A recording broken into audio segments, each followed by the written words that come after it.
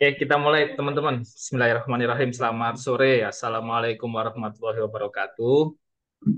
Selamat sore. Hmm. Waalaikumsalam warahmatullahi wabarakatuh. Waalaikumsalam Salam warahmatullahi wabarakatuh. salam kenal semua teman-teman dari pejuang Tukin gitu ya. Selamat bergabung di webinar kita, webinar yang kita tunggu-tunggu dengan penuh semangat ini karena terkait dengan hak kita sebagai seorang ASN di bawah Kementerian Pendidikan dan Kebudayaan. Nah, di sini nanti akan ada beberapa narasumber. Yang pertama ada Ibu Dia dari Ketua SPK, Serikat Pekerja Kampus. Kemudian ada Bu Fatima dari Koordinator Pejuang Tukin. Dan juga ada Pak Muhdin Al-Atas, beliau akademisi di bidang hukum. Tidak lupa saya ucapkan selamat datang kepada rekan-rekan media yang ikut berpartisipasi dalam webinar kali ini. Besar harapan kami gaung suara yang kita angkat di dalam perjuangan kita ini dapat tersebar luas melalui jejaring teman-teman media juga. Mungkin langsung saja kepada Bu Dia Al-Uyun, Dr. Dia Al-Uyun SHMH, Ketua SPK, bisa memberikan opening speech-nya. Silakan Bu Dia. Ya, Assalamualaikum warahmatullahi wabarakatuh. Salam sejahtera, Bapak Ibu, eh, pejuang Tukin begitu. Sebenarnya ini terlalu berlebihan sekali ya, karena saya mungkin juga masih istilahnya juga belajar di sini. Yang jelas, memang berkomitmen sudah beberapa hari ini juga sudah berkomunikasi dengan Bu Fat gitu ya. Dan nanti rencananya kita memang sudah menggandeng dengan ada tim lawyer ya, Bu Fat ya, untuk memproses ini lebih lanjut begitu, untuk kemudian memproses ini secara tata usaha negara begitu untuk sebenarnya proses hukum yang nanti kita akan berlangsung real begitu ya.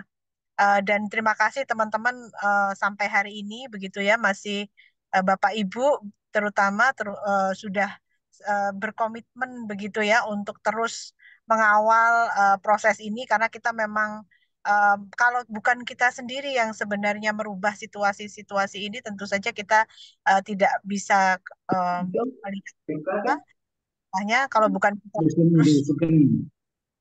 karena memang makin itu ya situasi yang terjadi misalnya beberapa catatan yang kemudian dari yang dimunculkan oleh SPK juga kemarin dirilis Polisi Brief tanggal 2 Mei 2024 itu juga menunjukkan bahwa ternyata dosen ini selama 7 tahun tidak mengalami kenaikan gaji begitu.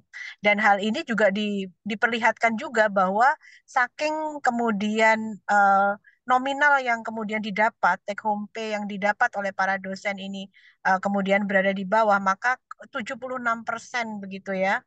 Jadi 76% mereka harus melakukan kerja-kerja sampingan gitu yang kadang-kadang itu di luar tugas utama Tridharma perguruan tinggi gitu. Hal ini memang menjadi suatu hal yang cukup miris begitu ya. Apalagi kemudian kemarin kita juga baca di artikel juga gitu ya bahwa uh, di Kompas kalau tidak salah juga disebutkan bahwa ternyata gitu ya dana pendidikan itu terserap untuk belanja gagal, kalah dengan kemudian banyak dibelanjakan tidak Siapa kalau nang nggak bungos salah nih kok?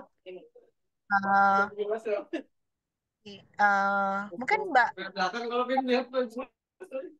kawan Ih, daripada nyawa mending ini. Sebentar Bu ya. Dia.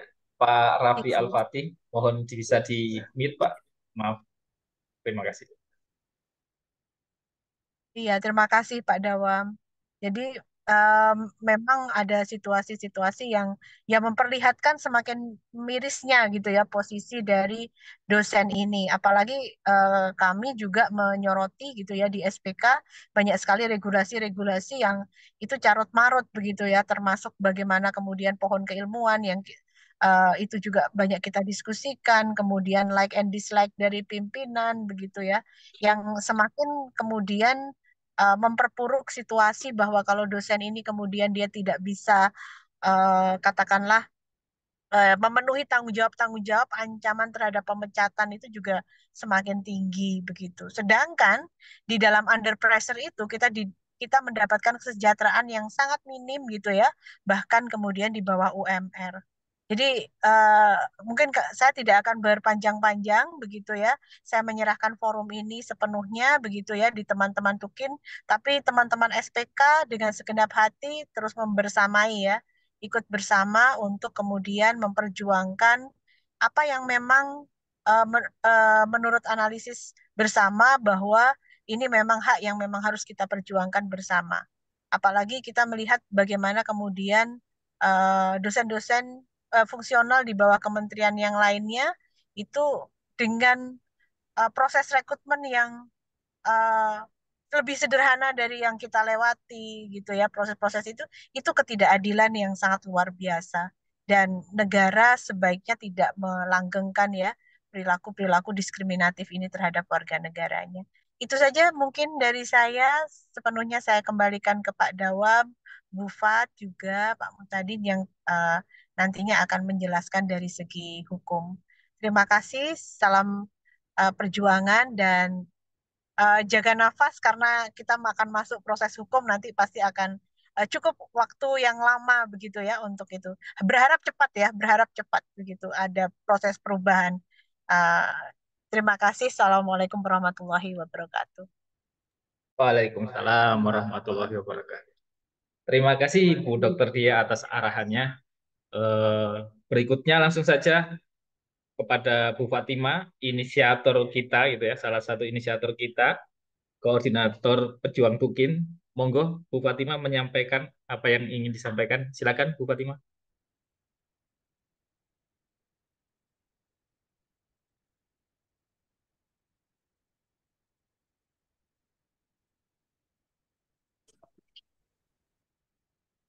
Masih di mute Bu Fatima.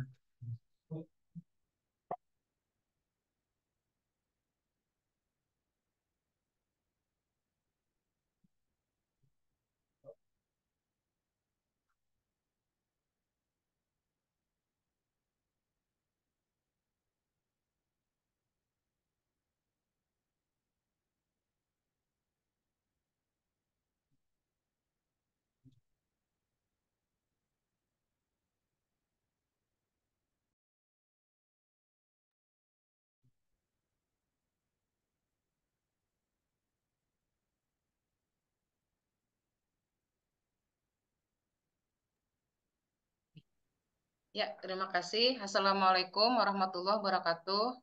Waalaikumsalam warahmatullahi wabarakatuh. Oke, suara saya jelas ya, terdengar ya? Jelas Bu? Oke.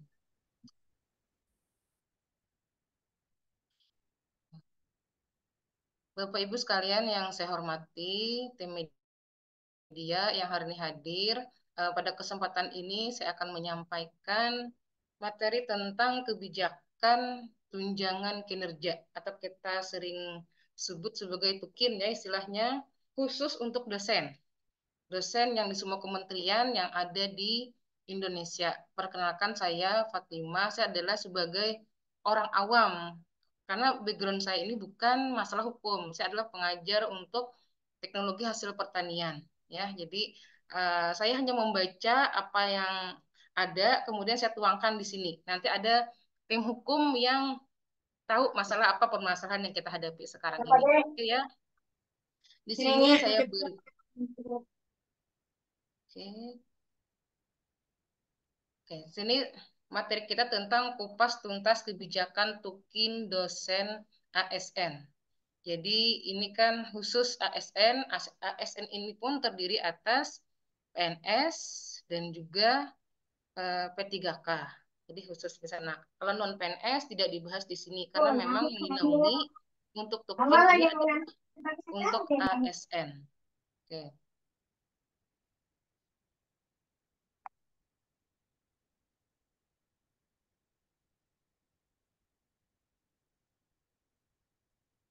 Maaf ya kalau agak lambat respondingnya di sini. Kemudian di sini apa yang akan kita bahas di sini itu pertama adalah pendahuluan, latar belakangnya apa, kita nanti berbicara masalah histori, sejarahnya mungkin yang dapat saya kemukakan dari sekian yang banyak saya baca, kemudian tentang menelaah aturannya seperti apa, dan saya pun juga di sini coba memberikan bagaimana suatu penyelesaian masalah, ya. Oke. Kita ingat kembali bahwasanya kita sebagai dosen, tentu saja tujuan kita dalam mengisi kemerdekaan adalah salah satunya mencerdaskan kehidupan bangsa, di mana dosen ini pengajar selain melaksanakan pendidikan juga melaksanakan dharma yang lainnya, bidang penelitian dan pengabdian kepada masyarakat. Tugas utama kita mencerdaskan kehidupan bangsa, menghasilkan generasi yang digadang-gadangkan Indonesia unggul, maju, emas 2045 ya. Tapi apakah itu hanya di atas kertas? Karena melihat kondisi yang ada sekarang kita ini, dan tentu saja kita ini adalah kementerian yang paling besar jumlah ASN-nya untuk dosen itu sendiri. Jadi batasannya di sini hanya tunjangan kinerja ASN Kemendikbud Ristek nantinya yang jadi permasalahan utama ya. Oke. Nah, di sini tadi dijelaskan juga oleh Mbak Dia ya, open speech tadi, bahwasanya memang mayoritas kita itu gajinya rendah. Ini mungkin data dari PTS ini kurang dari 3 juta. Dan bahkan kurang 3 juta itu bukan hanya dari non PNS. CPNS sekarang itu gajinya 2,3 juta. Barusan kemarin mereka kan dapat SK tuh, dapat terima gaji 1 bulan, kaget, shock. Kok gaji 2,3 juta? Itu sudah CPNS ya.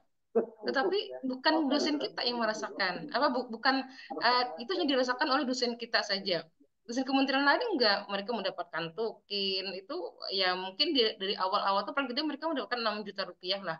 Kalau kita kan gapok ya, gaji pokok saja yang didapatkan. Nah, itu 2,3 juta itu S2 golongan S2 kan 3B 80% 2,3 juta. Ya lah. Tentang Tukin ini ada gaji yang saya bandingkan nih. Ini 3 jutaan ini sudah PNS. Dari CPNS itu 2,3 juta. Kalau sudah jadi PNS, nih saya hitung 2 tahun, 2 tahun pas sudah PNS ya mereka ya. Dosen itu gajinya paling rendah dibandingkan PNS bukan dosen. PNS bukan dosen S1 sudah 7 jutaan. Sedangkan dosen 3 jutaan. Gapok dengan penghasilan yang melekat itu kan ada tunjangan keluarga, kalau sudah punya keluarga ada beras, itu kan yang melekat dia.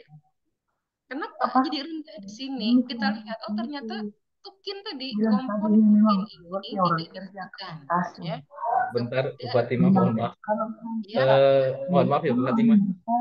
Rekan-rekan yang jadi co-host atau host, mohon bisa dikondisikan agar suaranya tidak bocor. Rekan-rekan, mohon bantuannya. Oh, iya. Atau kalau bisa saya dijadikan Bantuannya. co-host juga, nanti saya bantu untuk mengatur ini biar tidak bocor suaranya. Oke. Siap, terima kasih. Tim webinar mungkin bisa Pak Dawam jadikan co-host aja karena dia pasti berada di sini sampai selesai ya.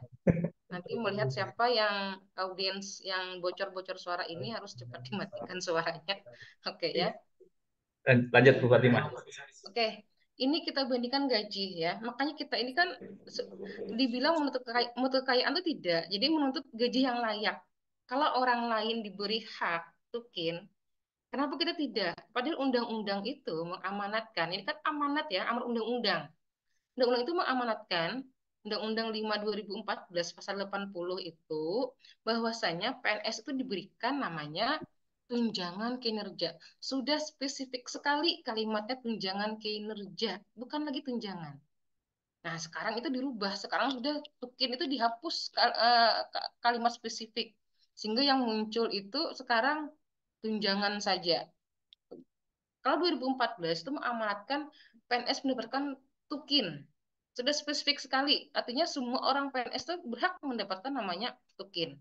Ya, di sini kita tuh selalu dikecualikan. Gaji kita ini S2 ya. 3, sekian ini dirasakan paling tidak 5-6 tahun.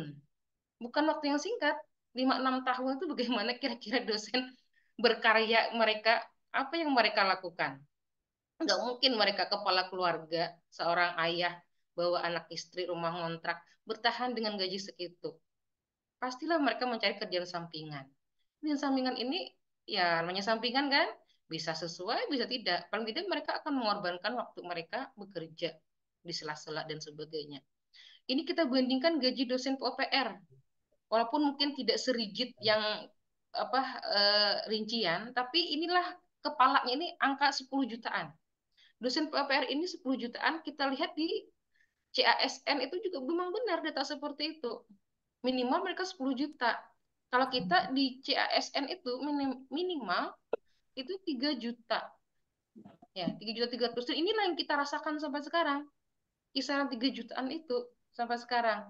Beda sekali dengan kementerian di PPR gaji dosennya 10 juta. Oke lah, PPR kan mungkin tukinnya udah 100% ya. Kalau Kemendikbud masih 80%. Tapi kalaupun kita berada di Kemendikbud yang 80%, itu paling tidak gaji kita itu 8 jutaan. Paling tidak 8 jutaan sudah.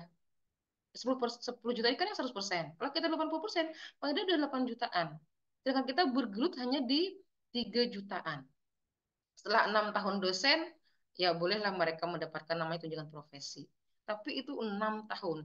Dan nominalnya jauh nanti lebih kecil dibandingkan dengan tunjangan kinerja. Ya, dengan tukin tadi. Ya.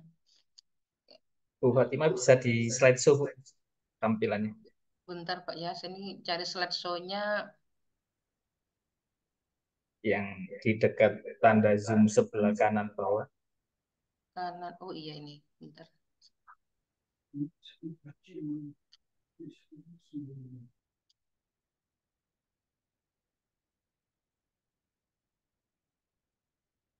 Oke.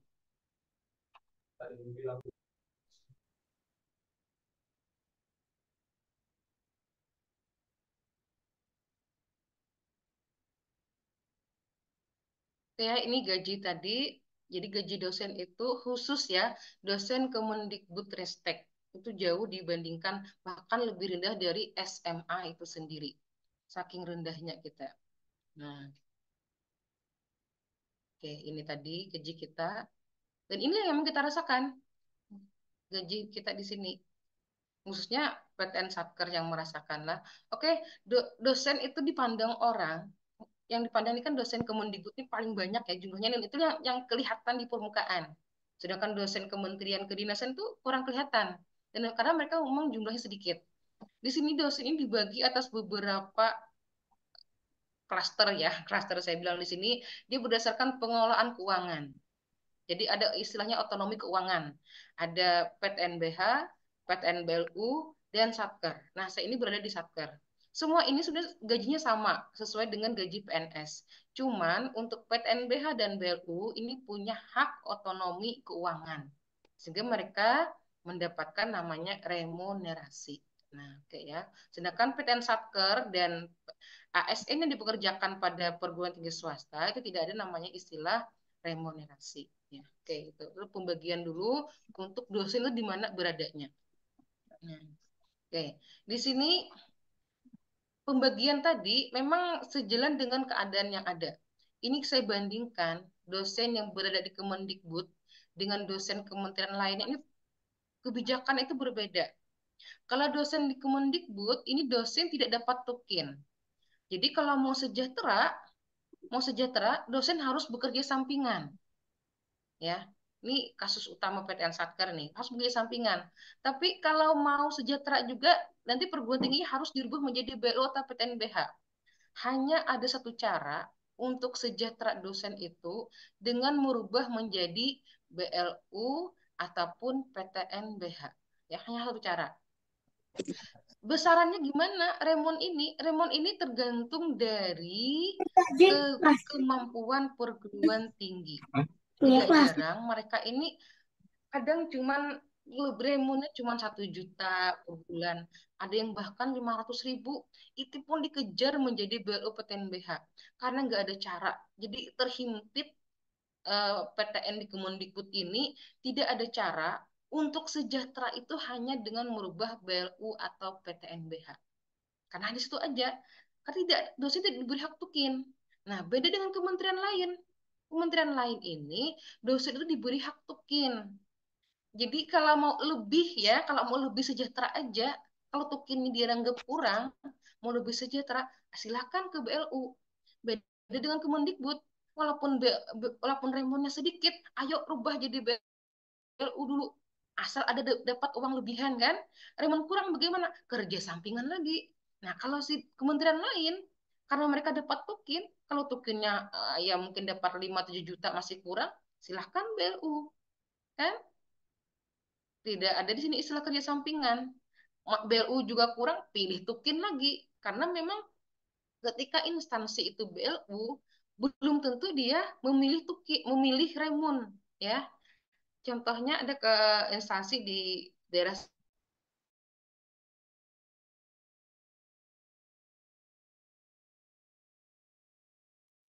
tukin. Tukin itu pasti. Ya, nah di sini kan kenapa sekarang kita lihat fenomena pendidikan tinggi ya. Ini adalah dampak pertama itu karena masalah kesejahteraan. UKT mahal.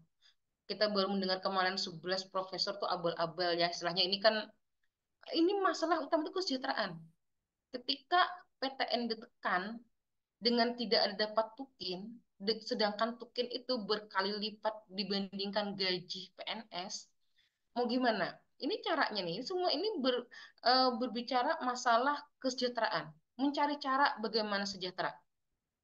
Bagi pimpinan PTN, pimpinan PTN ini kan berfungsi ganda kalau PTN ini. Nggak bisa disamakan dengan PTS. Kalau PTS itu punya badan penyelenggara namanya yayasan. Yayasan bertugas apa? Mencarikan pundi-pundi keuangan untuk membayar gaji karyawan. Nah, kalau PTNBH, BLU ini pimpinan rektornya itu yang bertugas. Udah mengerjakan pengelolaan Tridharma perguruan tinggi, mencarikan lagi di mana sumber keuangannya untuk membayar remon salah satunya untuk ke operasional ya. Kemudian kalau ditanyakan apakah ketika UKT naik ini remon pasti naik? Belum tentu saya kira. Belum tentu. Karena kegunaan UKT yang diberikan oleh mahasiswa itu banyak posnya. Salah satunya aja untuk remon, bisa untuk operasional lainnya ya. Karena di sini pun pemerintah tuh mengurangi bantuan untuk biaya operasional ketika mereka sudah dianggap bisa sebagai PTNBH, dianggap sudah mandiri ya. Nah, inilah jadi OKT ini gak bakalan murah kalau masih begini aja. Siapa yang menaikkan OKT? Yang menaikkan memang pimpinan PTN, tapi atas persetujuan menteri. Kenapa dinaikkan? Gimana mau membayarkan remon, biaya operasional, benar pemerintah sudah kurang. Tadi kan setelah diketahui anggaran itu memang anggaran besar itu larinya ke kedinasan. Dinasan itu di full operasionalnya. Tukin dibayar juga besar, operasionalnya juga full. Sedangkan PTN di Kemendikbud, kalau sudah jadi PTN ini cari sendiri uang istilahnya, cari uang sendiri, kelola sana sendiri. Iya, yang paling mudah kan UKT mahal. Cara yang paling mudah ini disuruh bisnis segala macam. Ini yang paling mudah sekali. Tapi UKT mahal tentu saja kebijakan yang menyengsarakan rakyat akhirnya. Ya, oke ya. Masalah perjokian lagi saya pelaku di sini nih. Bisa jadi dosen dari PTN kita, PTN Kemendikbud bisa jadi juga dosen PTS. Ini nih, kalau profesor tadi kan dari PTN ini pelakunya. Apa ini berbicara masalah kesejahteraan yang kurang, ya. Apalagi world class university itu masih di bawah Malaysia. Q200 saya tidak menemukan lagi Indonesia kemarin. Malaysia sudah ada ya. Oke, inilah kualitasnya ada di kita. Dengan kebijakan seperti ini menekan terus PTN menjadi BLPTNBH, sebenarnya tidak salah mereka BLPTNBH, tapi anggarannya ini ketika sudah menjadi BLPTNBH ini anggarannya berkurang. Suruh cari sendiri uang, bayarkan untuk kesejahteraan. Tidak diberi hak tukin tadi ya, tidak diberi hak tukin. Mungkin dari segi efisiensi anggaran berkurang, tapi dampaknya ini kita satu dekade kualitas pendidikan kita seperti ini akhirnya. Dan ini adalah mungkin puncak-puncaknya segala macam himpitan ini adalah dampak yang terlihat dari satu dekade kita dikecualikan dapat tukin. Dan yang terakhir adalah Kemendikbud akhirnya kan ini dosen-dosen Kemendikbud ini utamanya. Apakah itu ASN maupun juga bukan ASN. ASN aja begini masalah kita, apalagi yang PTS punya masalah lebih kompleks lagi dibandingkan kita.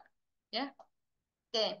Kemudian lain tadi begini ya, sehingga tidak terdengar riak-riuk yang seperti kita seperti ini dapat tukin sudah besar. Jadi kalau ASN dapat tukin, dia paling bukan kaya di sini, dan menurut saya bukan kaya, tapi dia layak sebagai diberi gaji. Tidak perlu sampingan, dia sudah bisa menghidupi kebutuhan rumah tangga. Nah, Mas sudah cukup, tapi tidak untuk mencari kekayaan. Kan untuk tapi hanya untuk memenuhi kebutuhan hidup saja. Bayangkan misalnya seorang ayah gajinya 10 juta ya. 10 juta ya cukuplah untuk konsumsi segala macam. Tapi ini kan cuma 3 juta 6 tahun, bagaimana? Tidak mungkin bisa. Tidak mungkin bertahan. Pasti dia akan mencari pekerjaan yang lain. Ya.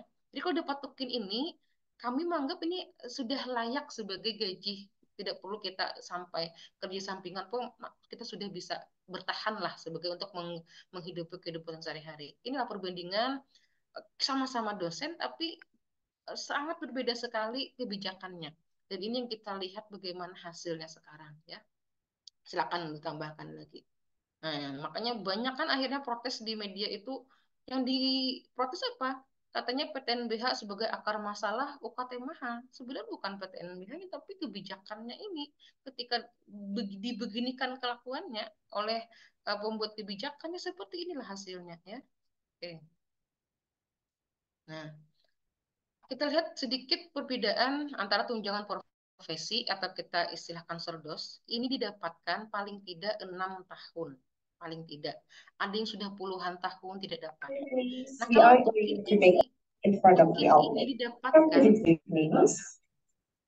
tukin ini didapatkan ketika orang diangkat CPNS. Tidak perlu syarat segala macam. Langsung melekat. Jadi bagi yang dosen di kementerian lain sudah langsung dia dapat tangan 60 juta ketika CPNS.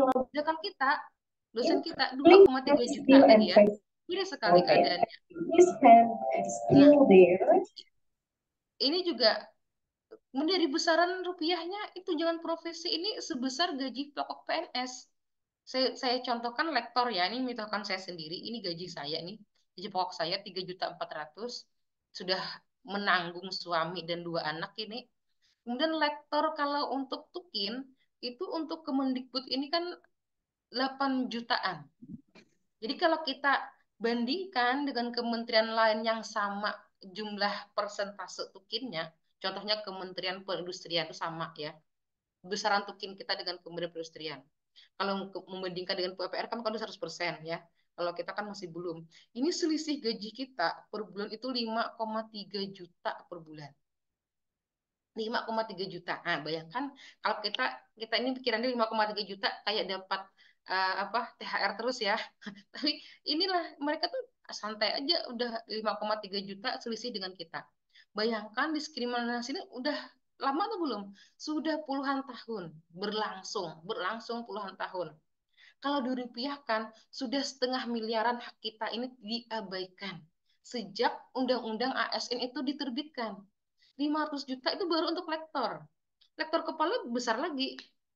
Lektor kepala itu selisihnya sekitar 6,5 juta per bulan.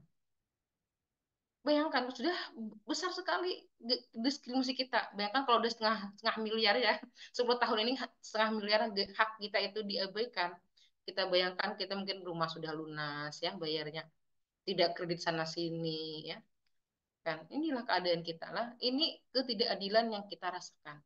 Dan ternyata banyak dosen itu baru tahu sekarang, dikira semua dosen itu diperlakukan sama di Indonesia, segitulah gajinya.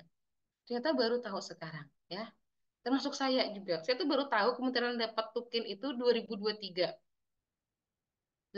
baru tahu, oh ternyata Kemenak dapat. Padahal Kemenak itu dapat mulai tahun 2015. Baru tahu kita. Mungkin audiens sekalian pun juga kawan-kawan ada yang baru tahu sekarang ya.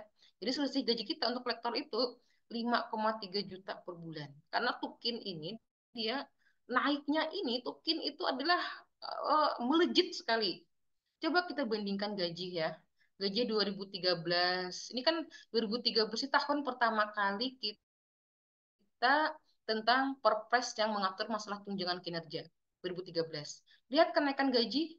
Gaji ini selama 11 tahun itu naiknya adalah 737.000. 11 tahun. tidak selaras dengan kenaikan inflasi, keadaan ekonomi. Tukin ini dia menyelaraskan. Tukin 2013 sampai 2018 selang 5 tahun itu naik sebesar 4.900.000. Ini saya contohkan untuk yang lektor ya. Lektor kepala beda lagi karena lektor ini jabatan saya. Naiknya 4.900.000 waktu 5 tahun saja. Sedangkan gaji 11 tahun naiknya 700.000. Makanya Tukin ini naiknya melejit. Tapi jarang orang heboh kalau Tukin naik. Tapi kalau gaji ini naik 200.000, hebohnya luar biasa. Ya. Sedangkan 163 orang. Tunjangan fungsional ini adalah hak semua dosen. Dosen dimanapun mendapatkan tunjangan fungsional. Tidak pernah naik dari 2007 sampai sekarang. Jadi kita ini biasanya mencari gimana tunjangan fungsional harus naik. Sejak 2007 nggak naik-naik. Itu kan biasanya kita cari. Dosen kementerian lain tuh diam aja. Nggak heboh. Tunjangan fungsional nggak naik-naik. Tapi tukinnya yang naik melejit. Kita nggak pernah dapat tukin. Nah, ini 2024 belum ada kenaikan. Beberapa kementerian sudah naik dari tahun 2023 itu udah banyak yang 100%. Kalau 100%, contohnya PPR ya. PPR ini naik dia kalau 100% tukinnya itu 10 juta untuk kelas jabatan 11 lektor. 10 juta. Jadi selisihnya kalau kita nanti Kemendikbud naik juga 100%, maka gaji kita itu selisihnya hampir 7 juta, 6 juta, ya 7 juta lebih dari 7 juta selisihnya. Nah, inilah yang kita perjuangkan ini hak kita ya, tapi tidak pernah kita dapatkan. Oke ya. Kita selalu dikecualikan. Nanti kita lihat bagaimana pengecualian itu. Orang tunjangan fungsional nggak naik, diam. Kita mau coba bagaimana nih tunjangan fungsional harus naik. Tukin ini yang paling besar. Tukin ini naiknya melejit sekali. Tapi kita dikecualikan tadi. Oke ya. Kita lanjut kepada kebijakan. Saya membaca kebijakan ini dari seluruh kementerian yang ada dosennya, ya. Yang paling besar itu dosen berada di Kemendikbud dan Kementerian Agama. Kementerian lain ini biasanya kedinasan seperti STAN yang kita kenal. Kemudian lagi juga STPDN, ada sekolah Akmil ya, kepolisian dan sebagainya. Dan ada di Kementerian Perdagangan. Beberapa kementerian itu memiliki sekolah kedinasan. Ya, Kementan itu punya, tapi nggak banyak, tapi mereka ada. Kita lihat. Makanya ini saya ibaratkan itu sebuah permainan labirin. Apa kita ini mau kemana pergi itu selalu selalu dihalangi oleh aturan nggak boleh dapat tukin. Ini kita lihat sebelum disahkannya Undang-Undang 5 2014 tentang ASN. Dulu kan dosen ini berada di Kemendikbud di bawah oleh Menteri Muhammad Nuh. Itu dosen pertama kali dikecualikan. Karena memang pertama kali itu juga baru dapat perpres tentang tunjangan kinerja. Tidak dapat tukin 2013. Kemudian tiba-tiba kita dibawalah ke Kemenristek Dikti 2015 sampai 2019. Zamannya Menteri Muhammad Nasir, ya. Di sini perpres dijegal 3. Tidak boleh dapat tukin. Tidak boleh dapat tukin. Kemudian kita kembali ke Mendikbud 2019 Desember, bulan Desember. Nah, ini permasalahan kita di merah ini. Sampai nomenklatur berubah menjadi Kemendikbudristek, tapi tetap menterinya Pak Nadiem Anwar Makarim. Ya. Di sini inilah keadaan kita ini masih berjuang ya. Di sini dosen dapat tukin tapi tidak dibayarkan. Sama walau di Kemendikbud dan juga Kemendikbudristek. Sini perpresnya mereka Perpres 136 2018 dan Permendikbud 2020. Sekarang Kemendikbud yang zaman Pak Nuh sudah tidak ada lagi kan. Nah, kemudian Kemenristek Dikti zaman Muhammad Nasir ini sudah tinggal kenangan kita, tidak ada lagi kementeriannya. Karya apa pegawainya dosen pindah ke Kemendikbud, pegawai lainnya pindah ke BRIN. Ini BRIN. BRIN ini Perpres 104 2022 ini mencabut Perpresnya 131/2018 dicabut. Nah, masalahnya apa? Karena di BRIN ini sekarang ada perguruan tinggi. Kalau dulu mungkin belum. Sekarang BRIN ada perguruan tinggi karena BRIN ini kan dia menggabungkan berbagai kayak Batan. Ada perguruan tinggi bagian apa? Nuklir apa itu ya? Penerbangan saya lupa nih. Ini di BRIN ini ada perguruan tinggi. Makanya di BRIN cabut aja ini Perpres Zolim ini dicabut nih. Di BRIN boleh dosen dapat tukin. Dosen yang ada di BRIN. Kemudian kita lihat Kemenak ini awalnya tidak dapat tukin ya 2014 setelah Undang-Undang 5 2014 ini tidak dapat tukin. Tapi setahun saja dicabut Perpres yang tidak dapat tukin ini dengan Perpres 154 2015 dicabut. Sehingga dari 2015 sampai sekarang dosen Kemenak itu dapat tukin. Ya, jadi sebentar aja mereka merasakan tidak dapat tukin. Kalau kita sampai sekarang nggak pernah diberi hak tukin tadi. Sampai kita mungkin membuat satu pejuang tadi ya, yang awalnya saya sendirian, akhirnya udah banyak dukungan, mudah-mudahan kita pun di kedepannya mendapatkan hak kita. Kemudian kementerian lainnya dari dulu sampai sekarang, apapun keadaannya, selalu dapat tukin. Jadi ketidakadilan itu hanya dosen yang berada di Kemendikbud saja. Walaupun berubah-ubah kementeriannya, yang saya bilang tadi labirin, selalu diusahakan tidak dapat tukin ya. Terus ini apa ini? Ini dapat tukin nih sebenarnya. Sebenarnya ya dapat tukin, tapi kan kita nggak di sini. Oke ya, inilah permainan labirin tukin yang saya bilang. Dosen selalu bagaimana caranya biar nggak dapat tukin. Seperti itu. Nah, oke. Saya sedikit bahas masalah kebijakan. Kenapa dosen Kemendikbud seperti permohonan labirin, mau kemana dia pergi, diinginkan tidak dapat tukin. Nggak tahu ini ada yang bilang kemarin, iri gimana ya sama dosen, nggak tahu. Di mana kita berada, diinginkan dosen itu nggak dapat tukin. Kemana perginya. Ini saya lihat dari kebijakan PTNBH dan kebijakan tukin. Pertama kali dosen itu dikecualikan dapat tukin adalah tahun 2013. Tak ada apa dengan tahun 2013? Ada kebijakan pertama Perpres 88 2013 itu dosen tidak berhak mendapatkan tukin. Kebijakan PTNBH tahun 2013 juga, ini turun dari Sisdiknas 2012 itu. Sebelumnya kan ada BHMN ya, beralih nama aja BHMN, BLU. Artinya mereka punya hak otonomi keuangan. Dosen selalu dikecualikan di tahun 2013. Dan di sini sudah ada perjuangan waktu itu ya, perjuangan 2013. Kenapa dikecualikan? Dan kenapa setelah undang-undang ASN pun tetap dikecualikan? Ingat ini 2013 kebijakan PTNBH tadi. Kita lihat. Kita lihat di sini bagaimana ketika kebijakan tukin diberikan kepada PTN. Kemenak tadi 2014 tidak dapat tukin. 2015 dapat tukin. Saya mencari data, ternyata orang kalau sudah dapat tukin, PTN itu tidak kurang lagi ingin menjadi BLU ataupun PTNBH. Kan ada pilihan. Kalau tukin lebih besar, ngapain berubah jadi BLU? Istilahnya begitu.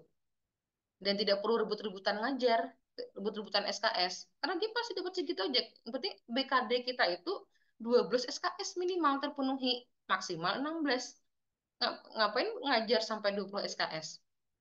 Uangnya sama aja di sini. Nah, ini Kemenak sejak 2015 itu dia diberikan hak tukin.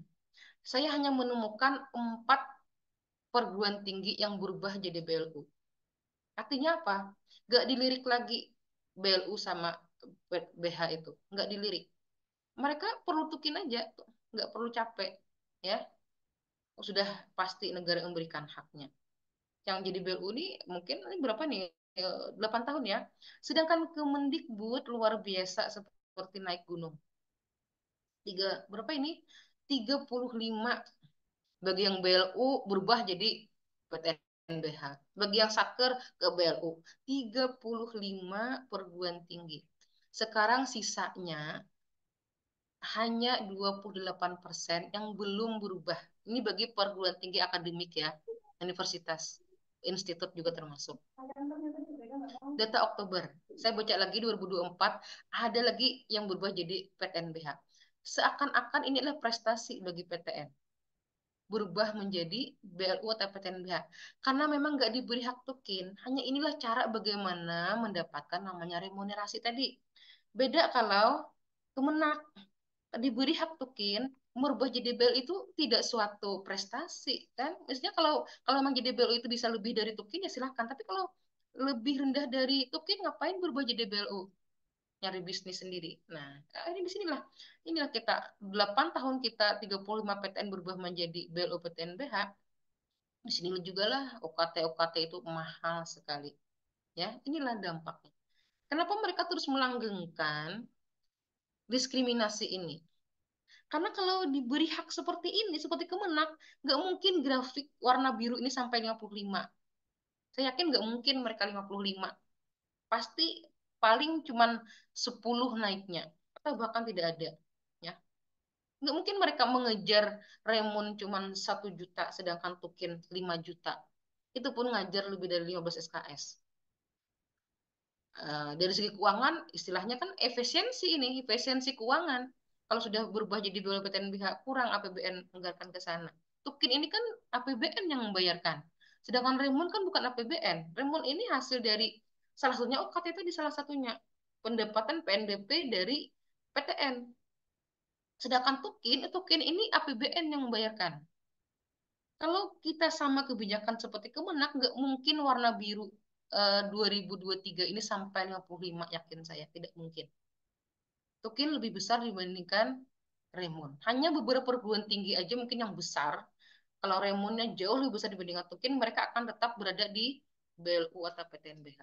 Ya, ini kenyataan kita. Makanya mereka terus melanggengkan bagaimana caranya menghimpit ini nggak usah dipatukin. Kalau dipatukin dia pasti nggak mungkin setinggi ini naiknya perubahan PTN tadi ya. Ini analisis saya ya. Karena 2013 itulah mulainya. Nah, oke. Ini saya lihat kebijakan Tukin dari diundangkannya ya. Kayak tahu di awal tadi bahwasanya amanat undang-undang ASN nomor 5 2014 itu PNS berhak mendapatkan tunjangan kinerja. Ya. Oke. Ini saya contohkan di mana nih tunjangan kinerja. Oke ya. Ini yang berada di setelah ASN, Undang-Undang ASN 2023. Undang-Undang 2014 ini sebenarnya sudah dicabut oleh Undang-Undang 2023 di sini. Undang-Undang 20 2023. Yang sudah dicabut. Tapi kenyataannya semua dosen masih mendapatkan hak yang sama. Walaupun bunyi pasal Tukin itu sudah digantikan. Tukin itu adalah khusus, suatu kata yang khusus, tunjangan kinerja. Digantikan dengan kata tunjangan saja, ya, kata yang umum. Nah, sehingga saya menggolongkan Perpres di sini ada 3 keadaan. Setelah diundangkannya nomor 5 2014 tentang ASN. Di sini ya. Ada Perpres tidak adil. Ini versi saya saja setelah saya membaca semua Perpres tentang tunjangan kinerja. Ada Perpres yang tidak adil. Satu aja tidak adil ada di Kemenristek Dikti. Zaman tadi Pak Muhammad Nasir. 2015 sampai 2019 itu adalah Perpres tidak adil. Karena setelah diundangkannya tentang ASN tadi, PNS berdapat token, tapi tidak adil. Di Perpres ini menentang undang-undang. Tetap dosen dikecualikan. 2015 sampai 2019, Perpres yang saya golongkan adalah Perpres tidak adil. Ada lagi Perpres wajar. Nah, Perpres wajar ini adalah Perpres yang sekarang digunakan oleh seluruh kementerian membayarkan tukinnya dosen. Apa itu Perpres wajar? Karena di sini dibayarkan nilai selisih ya. Selisih apa? Selisih tukin kelas jabatan dikurangi dengan tunjangan profesi. Jadi tunjangan profesi di sini dianggap bagian dari tukin, sehingga selisihnya sih dibayarkan. Tadi misalnya tadi kelas jabatan 11 8,7. tunjangan profesi 3,4. Betukin yang terima adalah 5,3 juta tadi. Yang kita anggap selisih gaji kita dengan kementerian lainnya tadi ya. Jadi 5 juta itu yang didapatkan oleh uh, si ASN di kementerian lainnya. Kalau untuk si lektor tadi. Ini saya anggap wajar. Saya anggap wajar kenapa? Karena dia masih mengurangi dengan tunjangan profesi. Nah, yang bagus itu kan tunjangan profesi dapat, tukin dapat. Itu yang saya anggap perpres penuh dengan keadilan dan kemakmuran. Tunjangan profesi dapat, tukin nggak dikurangi. Tukin kelas jabatan nggak dikurangi. Jadi kalau tunjangan profesi gajinya 3,4 juta, tukinnya 8 juta, dua-duanya dapat. Ini saya bilang perpres penuh dengan keadilan dan kemakmuran. Ada nggak itu? Ada ternyata. Itu di mana? Di Perpres 136 2018. Inilah perpresnya kita sebenarnya. Ini adalah perpres yang kita gunakan. Kita berada di perpres 2 saja. Perpres penuh dengan ketidakadilan. Perpres penuh dengan keadilan dan kemakmuran. Perpres wajar tidak pernah kita rasakan. Ini hanya dirasakan oleh dosen kementerian lainnya. Kita ini sekarang berada di perpres penuh dengan keadilan dan kemakmuran.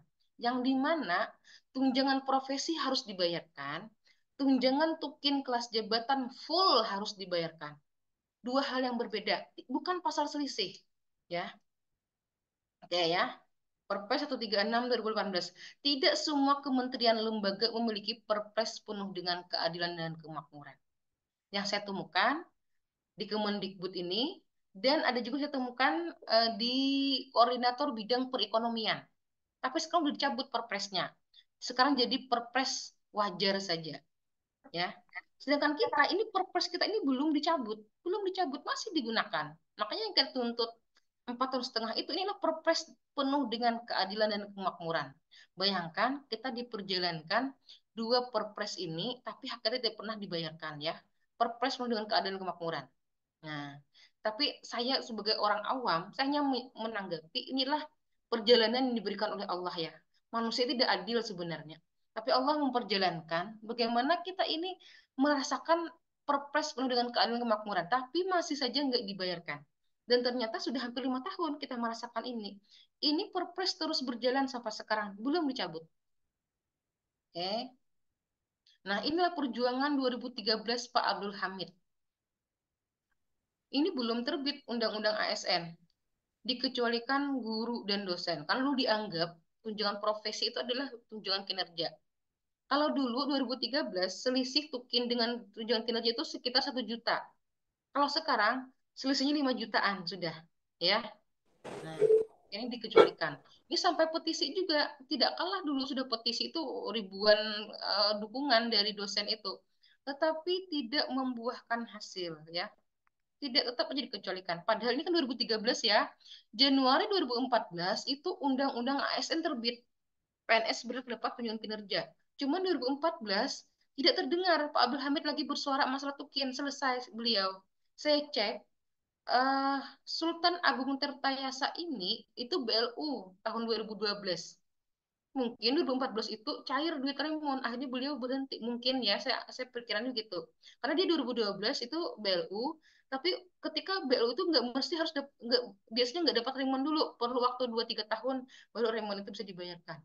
Jadi 2014 terhenti. Padahal 2014 ini terbitlah siapa? Undang-Undang ASN tadi. Terhenti. Sekarang perjuangan token ini setelah 1 dekade, lihat ini.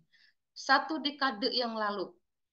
Ini berarti 2014, 2024. Jadi kita tidur ya, tidur ini selama 10 tahun, baru sekarang perjuangan token ini kita kembalikan lagi.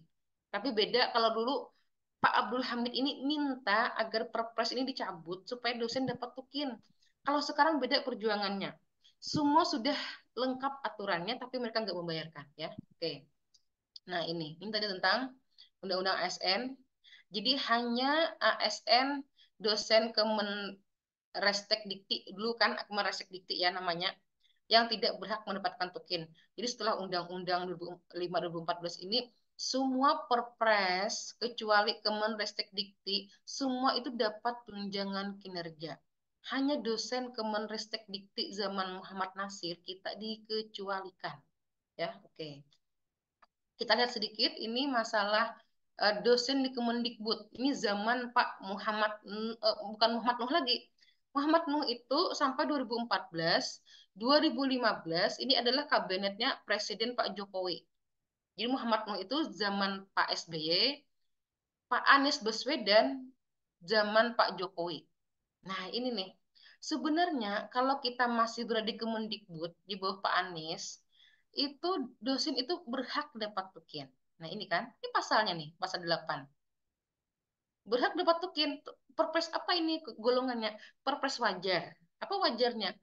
Tunjangan profesi dihitung bagian dari tukin. Jadi hanya mendapatkan selisih tadi ya, mendapatkan selisih antara tukin kelas jabatan dengan tunjangan profesi. Selisihnya saja. Terus kenapa tukin dosen nggak dibayarkan? Kan dosennya boyongan ini. Bawa lagi kayak labirin tadi ya. Zaman Pak Anies ini boleh dosen dapat tukin, tapi kita lo dibawa ke Kemenristek Dikti. Perundangan yang berlaku adalah Perpres dari Kemenristek Dikti, di mana dosen tidak berhak mendapatkan tukin. Ini nah, kita berada di Kemenristek Dikti, Pak Muhammad Nasir. Kita lihat, ini menurut saya adalah pasal yang penuh dengan apa dramatis. Kenapa dramatisnya? 2015 ini Pak Muhammad Nasir ya. Pasal 3 dan pasal 9 ini pasal kontradiktif. Kenapa kontradiktif? Pasal 3 ini dosen tidak berhak mendapatkan tukin. Pasal 9 dosen berhak dapat tukin. Kontradiktif ini. Nggak ada yang tahu, yang tahu hanya orang di sana aja. Nggak ada yang tahu, pasal kontradiktif. Bisa nggak diturunkan dalam peraturan menteri? Tidak bisa. Gimana menteri mau membayarkan juknisnya untuk pelaksanaan pembayaran tukin? Sedangkan perpresnya kontradiktif. Kenapa kontradiktif? Copy paste-nya terburu-buru. Salah copy paste-nya, bagian pengetikannya salah. Terundangkan. Ya, terundangkan perpres kontrak. Jadi jiwa kita sebenarnya hak dosen ini sudah tergadaikan 50% saja lagi.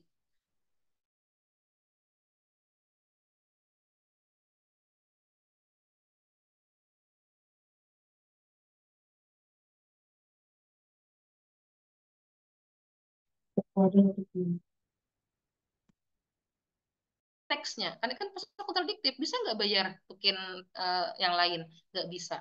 Kalau nggak bisa bayar, perpres diapakan? Harus perpres harus dicabut.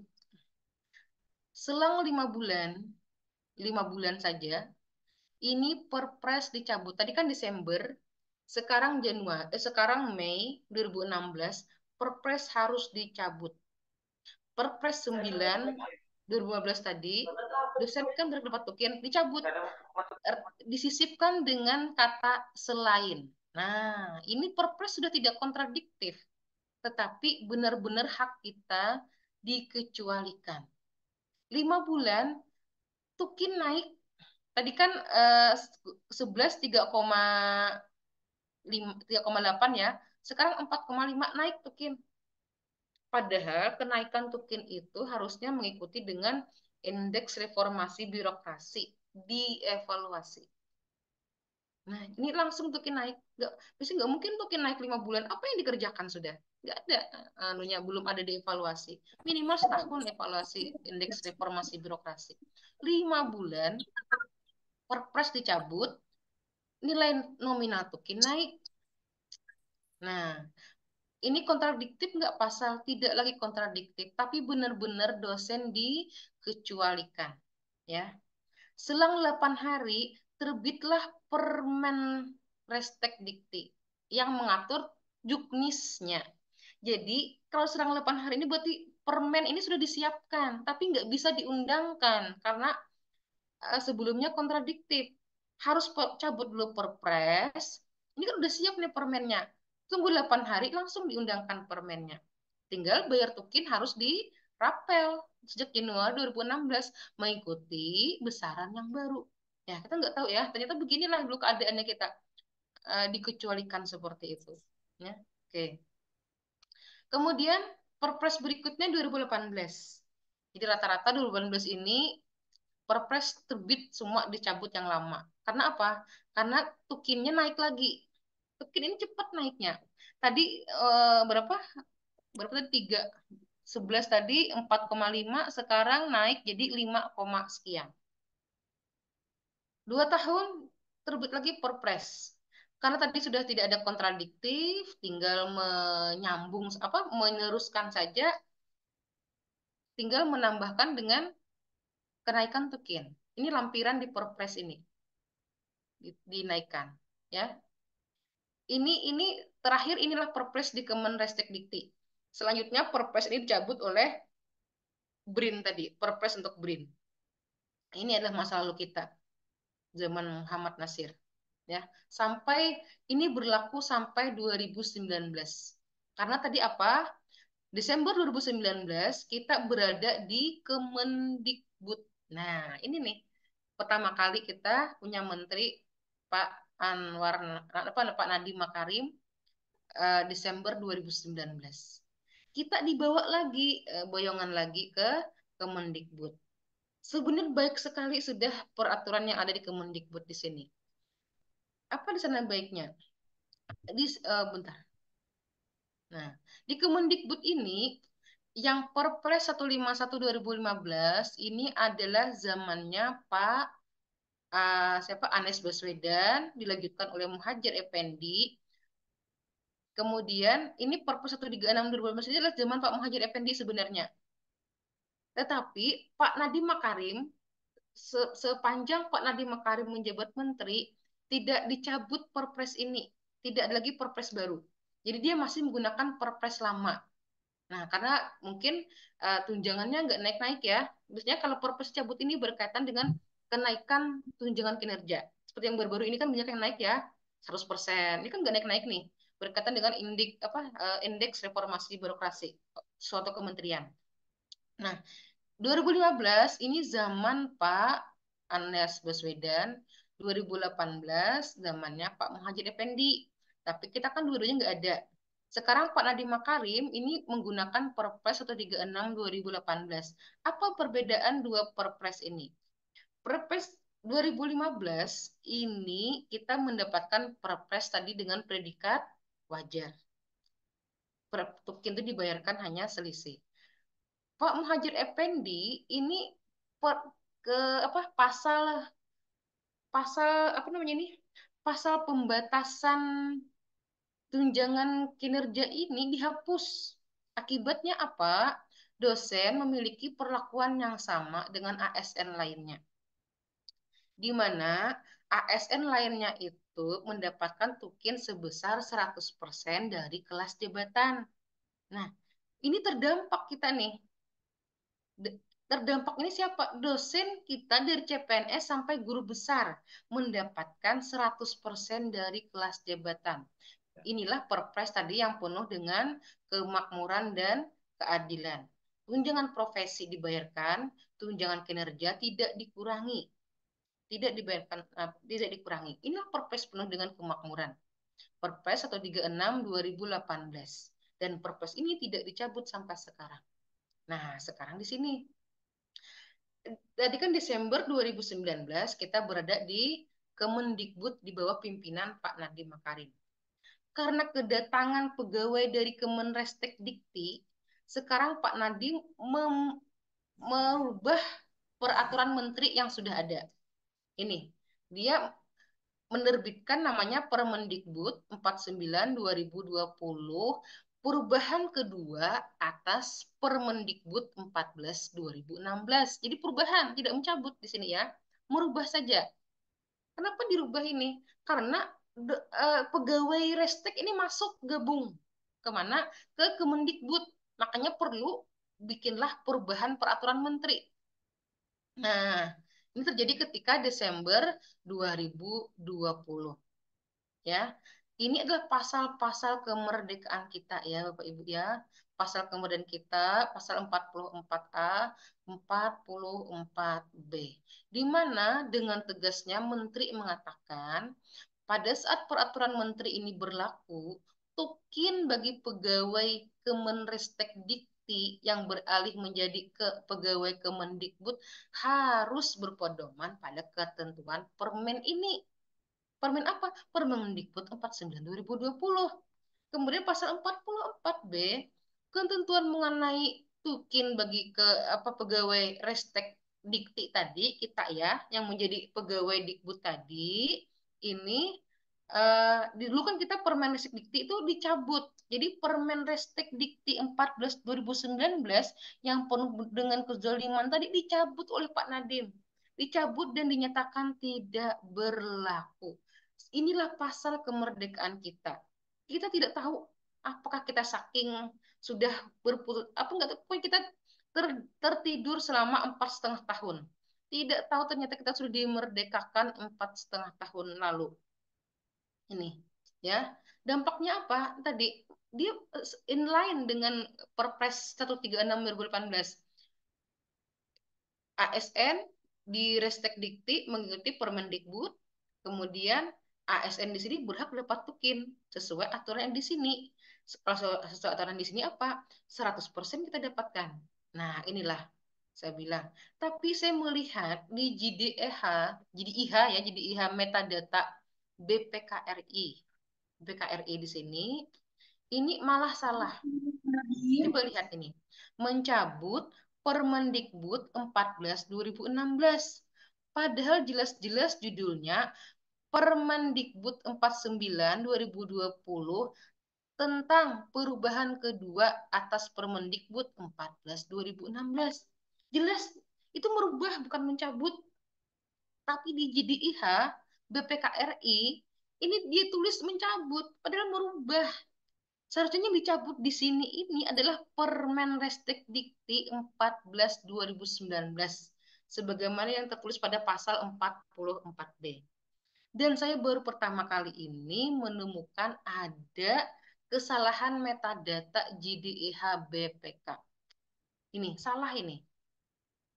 Nah, salah. Dia harusnya mencabut sehingga kalau kita telusuri bagaimana status Permen Restek Dikti 14 2019 di metadatanya BPK itu statusnya masih berlaku. Kalau masih berlaku apa? Ini kembali ke sini. Tukin tidak diberikan kepada pegawai yang diangkat sebagai fungsional dosen. Seolah-olah dosen ini nggak pernah dapat tukin. Padahal sudah dicabut. Ya, ini jelas nih. Status Permendikbud 14 2016 apa? Di JDIH dicabut. Padahal hanya dirubah. Kan perubahan kedua. Bukan mencabut. Nah inilah. Makanya saya berpikir, nah, memang kita ini sudah diketahui oleh pihak-pihak tertentu ada hak kita, tapi dibiarkan. Kalau saya berpikiran, saya sisi negatif saya. Sudah diketahui. JDIH ini keliru. Keliru sekali. Mana yang dicabut, mana yang dirubah. Ya, keliru sekali. Nah. Kemudian ini sekarang Undang-Undang 5 2014 dicabut oleh Undang-Undang 2023 tentang ASN. Ini kalimatnya sudah berbeda. Kalau 2014 ini jelas tadi amanatnya tunjangan kinerja. Tapi kalau Undang-Undang 2023 di sini untuk ASN itu tidak disebutkan lagi tunjangan kinerja. Hanya tunjangan ya. Jadi umum. Tetapi kita lihat bagaimana kementerian lain nggak ada ngaruh. Kata tunjangan di sini semua tetap dapat tukin. Nah, tetapi ketika kita melihat hanya kata tunjangan, sebenarnya ini bisa sebagai dalil, oh dosen nggak boleh dapat tukin. Nah, ini kan cuma tunjangan aja, bukan tunjangan kinerja. Tetapi kalau kita melihat perbandingan dengan dosen kementerian lainnya, walaupun hanya dengan kata tunjangan, itu mereka masih berhak mendapatkan tukin, tidak mengaruh sama sekali. Tetap dosen di kementerian lain mendapatkan tukin, bahkan naik sesuai dengan persentase dari kementerian masing-masing. Inilah perubahan juga mendasar tentang amanat tukin tadi. Hanya tunjangan saja ya. Nah, ini realita hidup kita ini. Ini kita tadi kebijakan Perpres di Ristek Dikti tidak dapat tukin. Karena bertentangan dengan Undang-Undang 5/2014. Inilah tidak dapat tukin. Padahal peluang kita ini, kalau undang-undang mengamanatkan itu kan ada perjanjian ya, perjanjian yang harus dilaksanakan. Amanat. Peluangnya satu sebenarnya kita di sini. Kita berada di peluang satu. Tidak ada celah sebenarnya dosen itu nggak dapat tukin. Tetapi realitanya dikecualikan. Nah, kemudian di sini kita pun memiliki peluang satu ketika di Kemendikbud malah dapat tukin sesuai dengan undang-undang. Realitanya tidak dibayarkan. Ya, tidak dibayarkan. Peluang kita satu, undang-undangnya kebijakannya sudah dapat tukin, realitanya tidak dibayarkan. Bahkan ini terus berjalan aturan ini. Kalau sampai Desember genap 5 tahun hak kita tidak dibayarkan. Jadi pertanyaan berikutnya, bagaimana kalau hanya peluang 0,1? Ini kan tunjangan saja, umum sekali kalimatnya. Bagaimana nasib kita di sini? Bagaimana perpres yang mereka buat? Makanya inilah saatnya kita bagaimana memperjuangkan hak tukin kita. Kalau kita diam, mereka mungkin dengan mudah, peluang kita cuma sedikit lagi 0,1. Ketika peluang satu, mereka mengecualikan. Bagaimana kalau hanya peluang 0,1? Makin mudah. Ya, kita hanya bisa membandingkan dengan dosen kementerian lainnya. Mereka loh semua dapat tukin, kenapa kita tidak? Kewajiban sama, tapi hak dibedakan. Lihat gaji kita berapa? Selisihnya 5 juta, 6 jutaan dengan kementerian lainnya. Apakah harus terus begini? Bagaimana kualitas pendidikan dan sebagainya? Oke. Di sini mengapa pemerintah belum membayarkan tukin tadi? Saya lihat di sini ya aturannya dari undang-undang, maaf sudah dicabut tadi, perpresnya, permendikbudnya lengkap semuanya. Bahkan kelas jabatan itu sudah diatur oleh peraturan BKN. Ahsen ahli itu 9, lektor 11, LK 13, dan GB 15 sudah dari aturan itu sudah semua itu lengkap. Sampai kelas jabatan sudah dibuatkan oleh BKN untuk instansi Kemendikbud. Ini kelas jabatannya sekian-sekian. Tetapi Kemendikbud ya tidak memasukkan dalam kelas jabatan dosen di dalam keputusan menteri. Ditinggal di sini nah, ya, nomor 6 itu poinnya. Nah, sehingga apa? Inilah hak dosen yang dibiarkan selama 4,5 tahun. Kenapa besar sekali? Karena ini 100% tadi masalahnya. Perpres penuh dengan kemakmuran itu ada di Perpres 136 2018. Ini hak kita. Kenapa ini hampir 500 juta? Inilah manusia ya. Manusia itu pengennya kita nggak dapat tukin. Ternyata kalau saya hitung secara rigid, itu hak kita yang 4,5 tahun.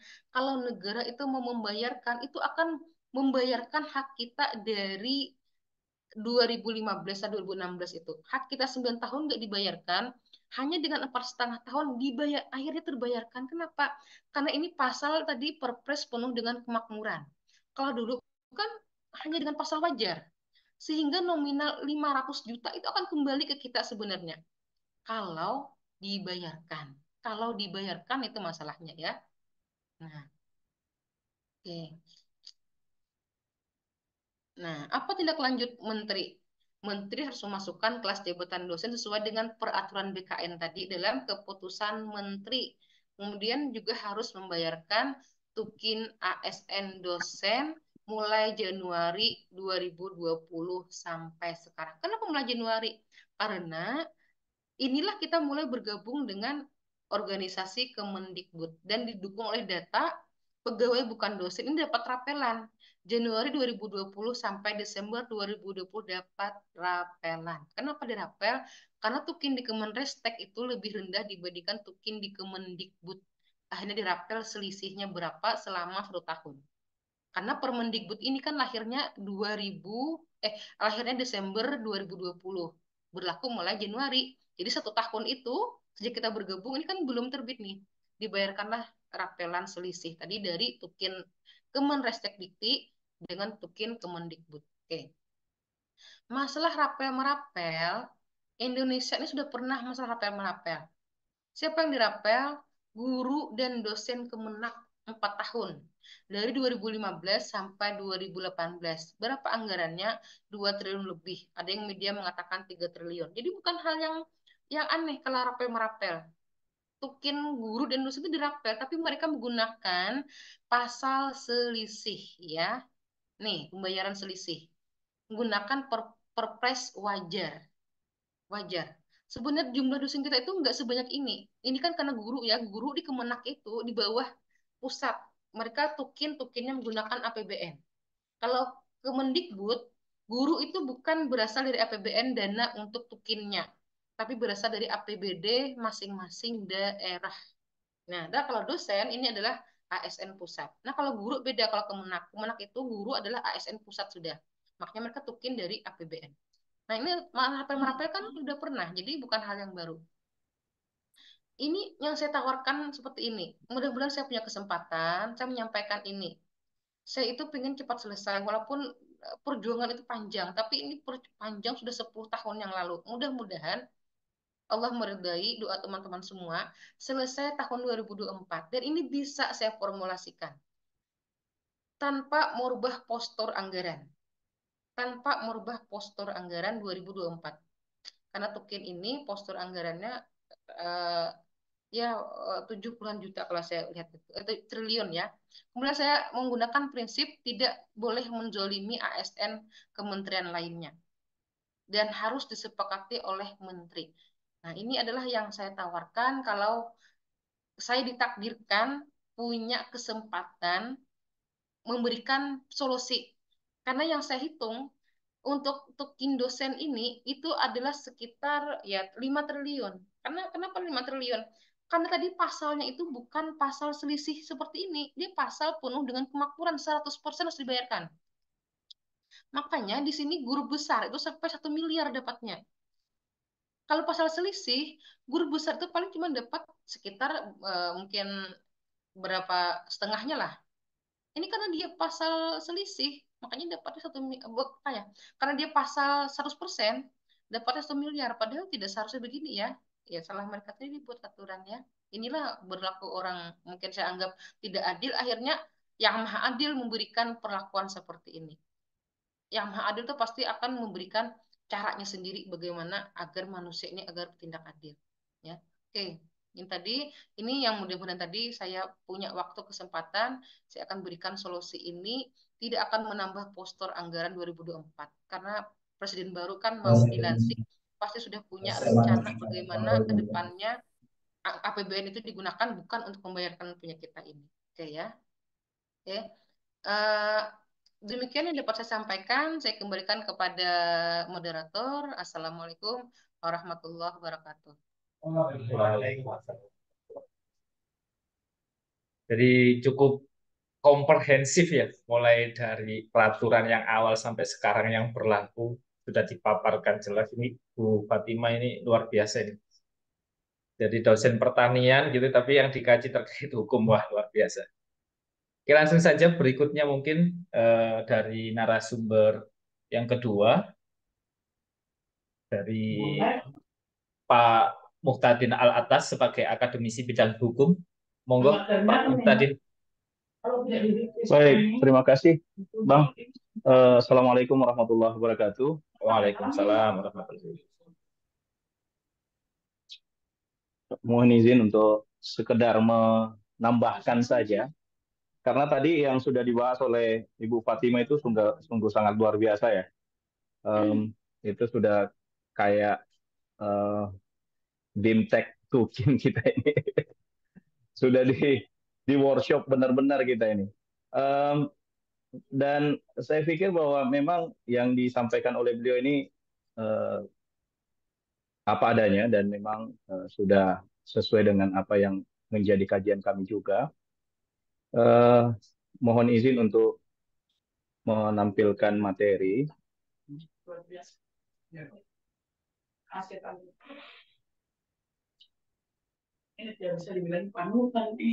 Baik, rekan-rekan, mohon izin nih, tunggu dulu ya.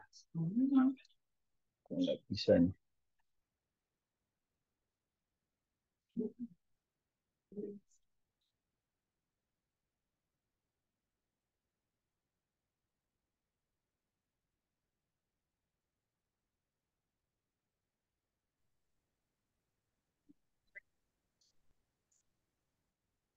Baik, nggak bisa tampil ya.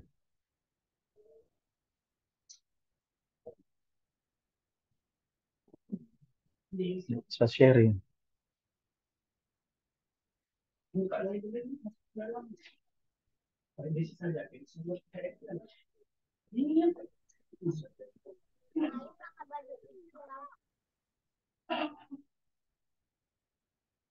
Hmm.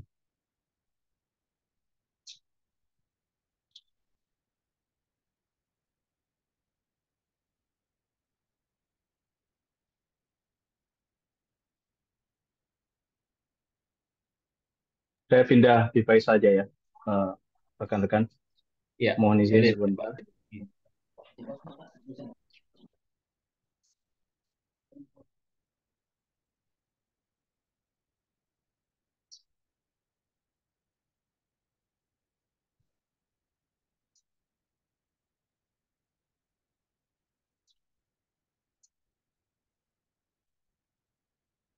Baik, sembari menunggu rekan-rekan sekalian, jadi eh, yang ingin saya sampaikan itu hanya sekaitan dengan penegasan terkait apa yang disampaikan oleh Ibu Fatima. Jadi tadi Ibu Fatima ini sudah sangat komprehensif menjelaskan terkait dengan Tukin, apalagi beliau ini juga sudah menulis beberapa eh, artikel saya lihat terkait dengan Tukin, dan itu sudah membuat kita semua sadar betul terkait dengan hak-hak kita ke depannya. Nah, berkaitan dengan Tukin, rekan-rekan sekalian, eh, saya sebenarnya sudah berurusan dengan ini juga pada saat saya melakukan protes terkait dengan kewajiban absensi ya. Jadi terkait dengan kewajiban absensi itu yang dibebankan juga ke dosen. Padahal kewajiban absensi itu akhirnya juga mengacu kepada pembayaran tunjangan kinerja. Kita kemudian diharapkan untuk kemudian apa namanya eh, mengisi absensi secara apa namanya secara eh, taruhlah diagendakan 2 kali dalam sehari begitu, sehingga kita sama seperti tenaga kependidikan, tetapi khusus untuk pembayaran tendik itu akhirnya dibedakan. Oh ya, ini sudah bisa masuk. Coba saya izin share screen ya rekan-rekan.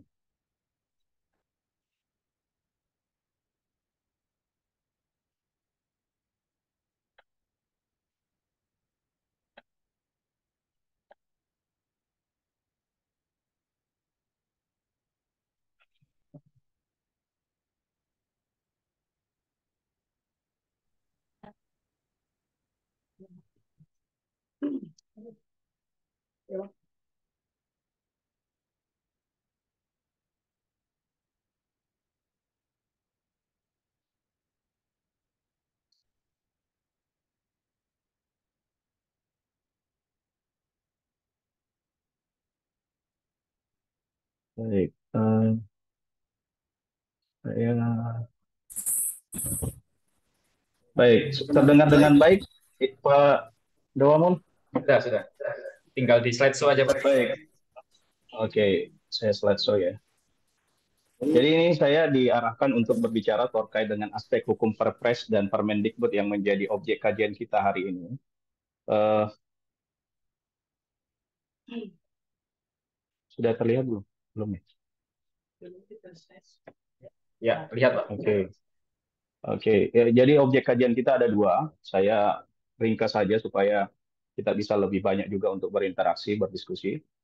Nah ini objek kajiannya masuk ke dalam peraturan presiden dan peraturan menteri. Saya sedikit menggambarkan terkait dengan apa yang menjadi materi muatan di dalam Perpres itu.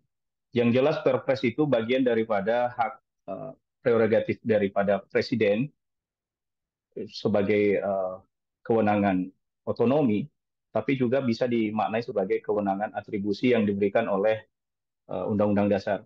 Sehingga presiden di dalam menjalankan tugasnya sebagai kepala pemerintahan itu bisa melakukan pengaturan lebih lanjut terkait dengan pemerintahannya, penyelenggaraan kekuasaannya.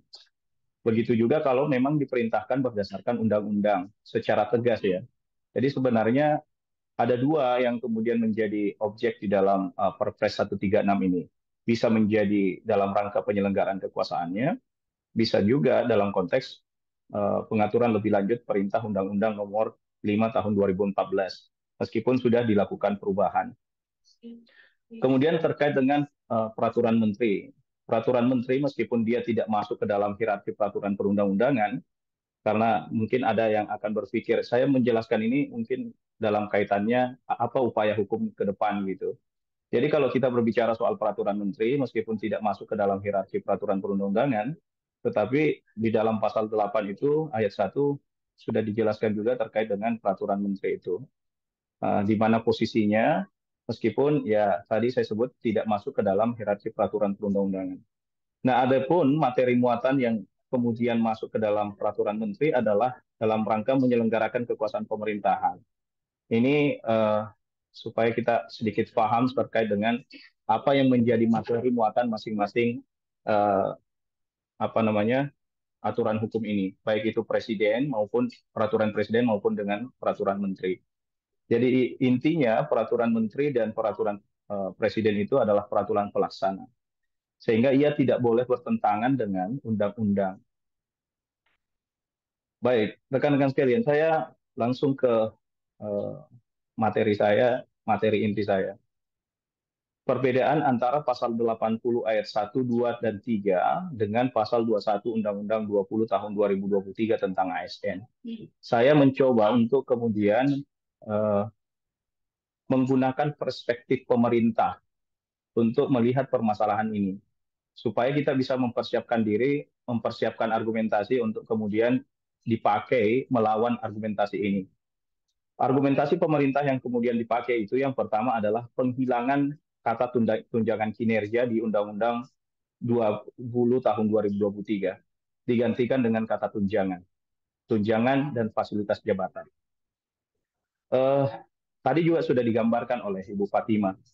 Nah, di Undang-Undang 5 tahun 2014 itu menggunakan nomenklatur tunjangan kinerja dan tunjangan kemahalan. Dan dia memang tempatkan dia ke dalam bab gaji dan tunjangan. Sedangkan untuk pasal 21 Undang-Undang 20 tahun 2023 itu dia tempatkan ke dalam satu bab namanya bab hak dan kewajiban ASN. Nah, hak dan kewajiban ASN salah satunya adalah mendapat tunjangan dan fasilitas yang dapat berupa tunjangan dan fasilitas jabatan, dan yang kedua adalah tunjangan dan fasilitas individu. Nah, kita mungkin kemudian bisa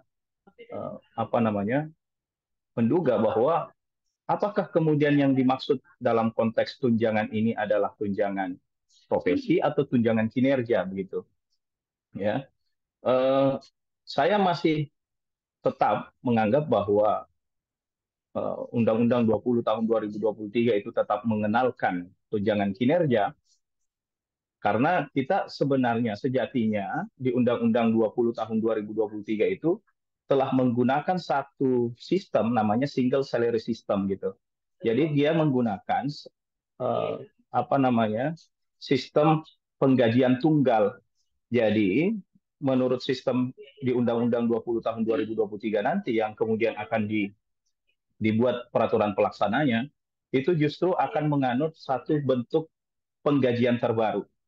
Penggajian terbaru ke depannya itu adalah dia menggunakan sistem gaji pokok yang lebih besar ketimbang yang ada sekarang. Penggajian pokok ini kemudian ya menurut pengkajian beberapa pakar terkait dengan ini, begitu juga dengan argumentasi Bappenas, itu mengatakan bahwa tetap menggunakan single salary system, tetapi kemudian khusus untuk pembayaran tukin itu hanya dibayarkan 5%. Gitu. Nah, itu dampaknya pada tukin ke depan. Nah, sehingga sikap kita adalah, apakah kemudian dengan sistem ini, apa yang menjadi hak kita sebelumnya yang terlanggar berdasarkan apa yang disampaikan oleh Ibu Fatima itu tidak akan dibayarkan oleh negara, itu pertanyaan lagi. Itu yang nanti mungkin kita bisa upayakan. Yang jelas, kalau kita berbicara ke depannya, kita akan tersandung oleh satu sistem yang diperkenalkan oleh Undang-Undang 20 tahun 2023 yang dikenal sebagai single salary system. Jadi kita akan mengadopsi satu sistem penggajian baru yang tentu ya akan yang dikatakan begini, single salary system itu menggunakan prinsip equity. Jadi dia berdasar kesetaraan, tidak ada lagi perbedaan antara satu kementerian dengan kementerian lain. Kemudian dia hanya dibedakan berdasarkan kinerja masing-masing orang. Ya, jadi single salary system ini adalah batu uji pertama kita untuk bisa meyakinkan pemerintah bahwa meskipun demikian, ke depannya ya harus tetap dibayarkan. Kalaupun memang ingin mengadopsi sistem ini, ya monggo ke depannya, tetapi khusus untuk ke belakang harus dibayarkan terlebih dahulu apa yang menjadi hak dari para dosen. Itu yang pertama. Yang kedua, terkait dengan apa yang kita sebut sebagai pegawai di dalam Perpres dan Permendikbud. Sama-sama diatur di pasal 1 angka 2. Baik itu Permendikbud 49 maupun Perpres 136. Yang dikatakan sebagai pegawai di situ, ini penting juga kita kita bisa tafsir baik-baik apa yang kita kenal sebagai pegawai. Apakah pegawai itu adalah hanya tenaga administrasi atau tenaga kependidikan atau sekaligus dosen juga? Kenapa? Karena hal inilah yang menjadikan kita dikecualikan gitu. Karena penafsiran menurut Permendikbud ini yang dikategorikan sebagai pegawai di lingkungan itu adalah para pelaksana administrasi, tugas-tugas administrasi. Sedangkan kita para pejabat fungsional itu ya tidak dianggap sebagai pegawai begitu. Nah, nanti saya juga akan jelaskan kenapa. Yang jelas kita sudah dijelaskan tadi oleh Bu Fatima, Perpres 88 2013 yang mengecualikan. Nah, ini juga yang akan menjadi lucu.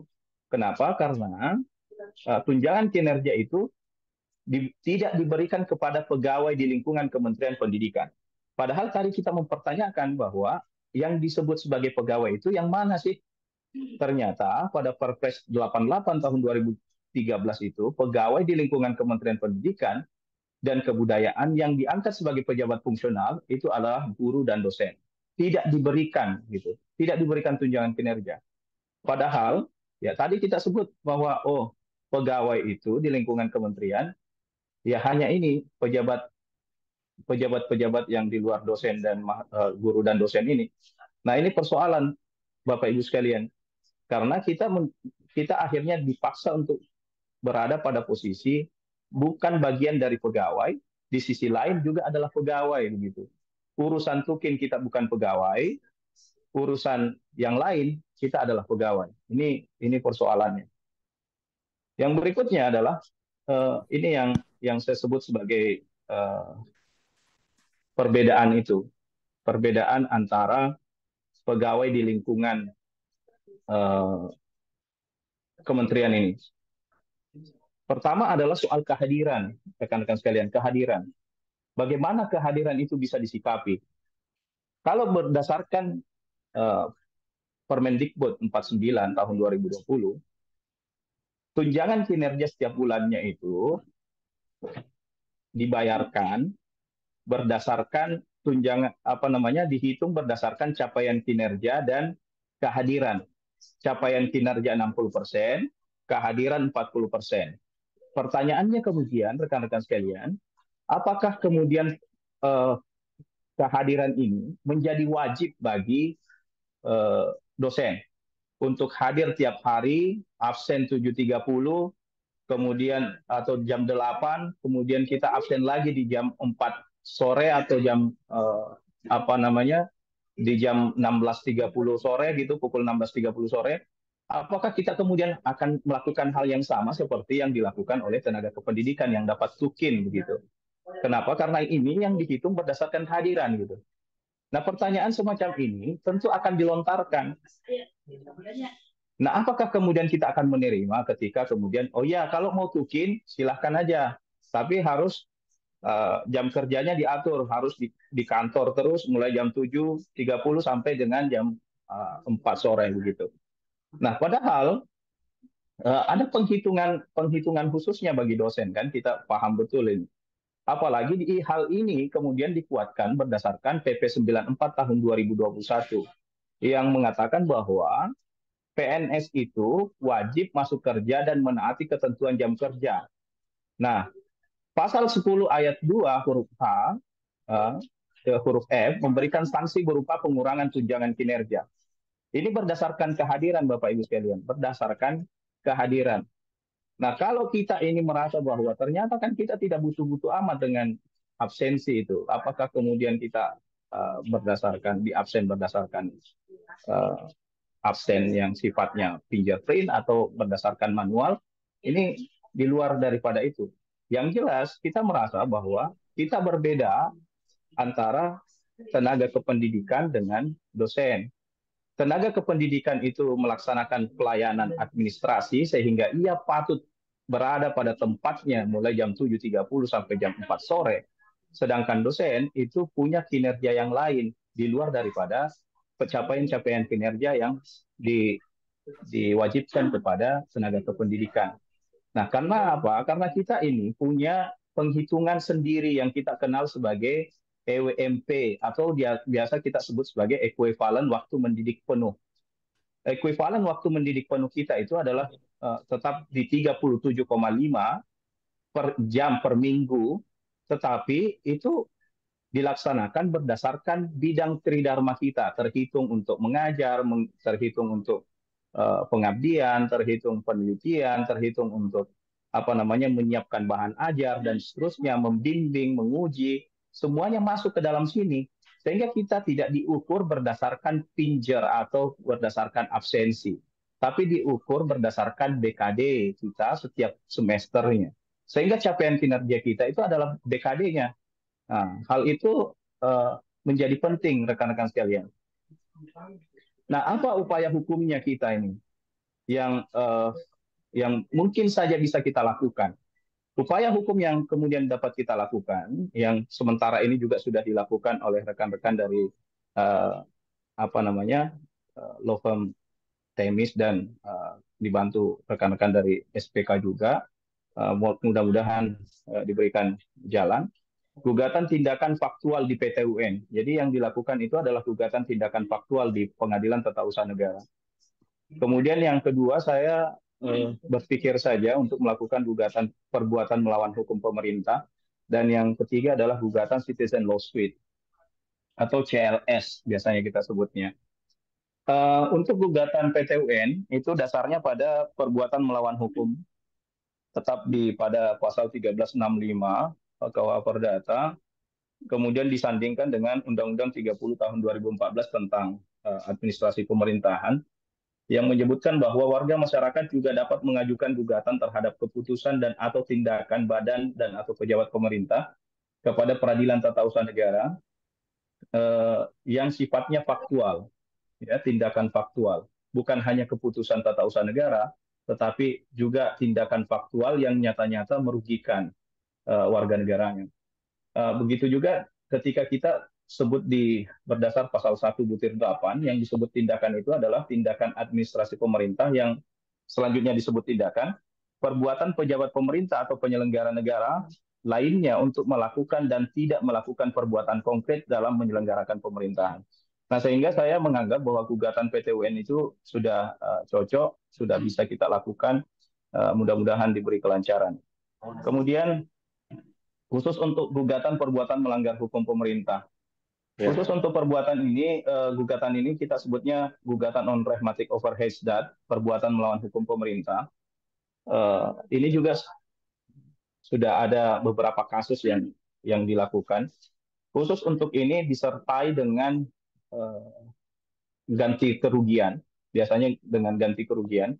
Ini hanya bisa kita lakukan ketika kemudian jawaban dari pemerintah untuk tidak membayarkan kita punya tunjangan kinerja itu berdasarkan Undang-Undang ASN terbaru melalui single salary system itu.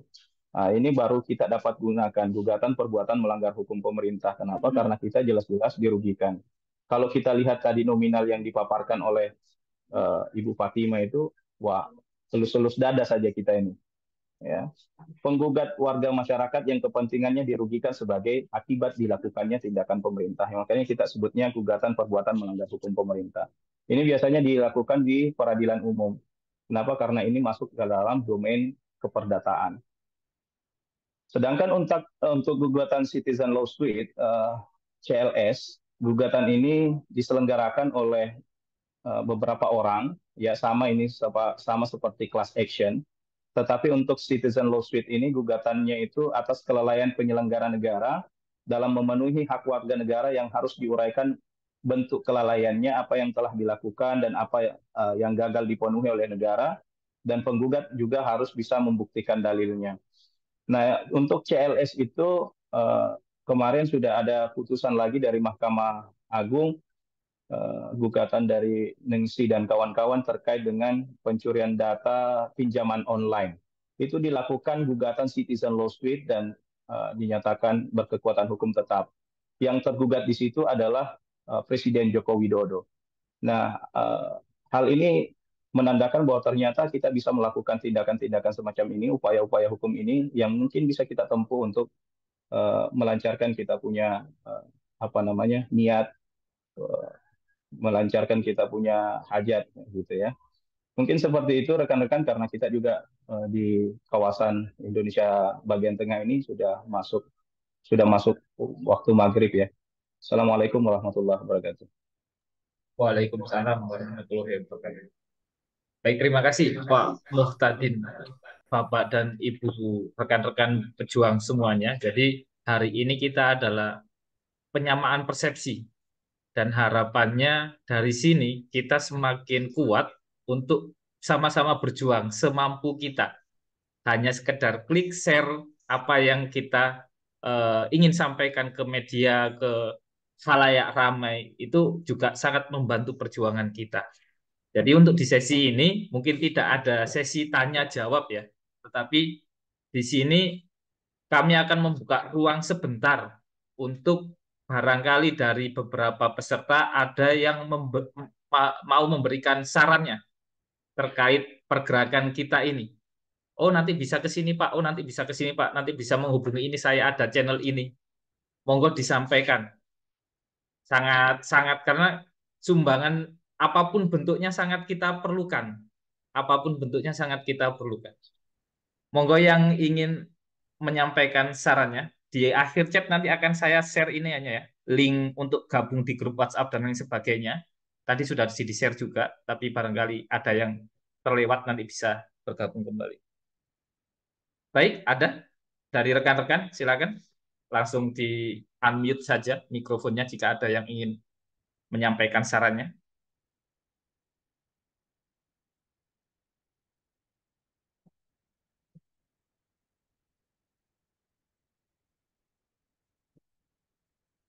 Ada, Bapak dan Ibu?